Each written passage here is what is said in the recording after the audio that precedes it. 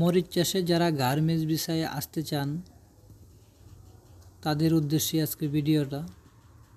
দেখুন, মরিচ চাষে কিন্তু যে গার্মেন্টস সেম আমাদের বাংলাদেশের মতো নেই, আর মেশিনগুলোও কিন্তু আমাদের বাংলাদেশের মেশিনের মতো নেই। এখানে কোনো অন্যরকম মেশিন নাই যে বিদেশে আসবেন কীরকম মেশিন, সেম বাংলাদেশের মতন। আর মরিচ চাষে আসলে পরে কিন্তু আপনার সবার সাথেই একত্রিকভাবে কিন্তু কাজ করতে হবে। যেমন দেখা গেছে এই একটা ফ্যাক্টরির মধ্যে মরিচ চাষে যেমন নেপালি শ্রমিক আছে, মাদাগাচ্চা শ্রমিক আছে, ইন্ডিয়ান শ্রমিক আছে, বাংলাদেশি শ্রমিক আছে, শ্রীলঙ্কার শ্রমিক আছে। তো সব দেশেরই কিন্তু ছেলে মেয়ে আছে, তো সবার সাথে কিন্তু মিলেমিশে কাজ করতে হবে।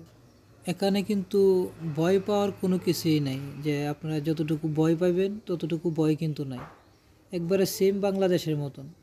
আর কাজের কোয়ালিটিও তেমন বেশি না।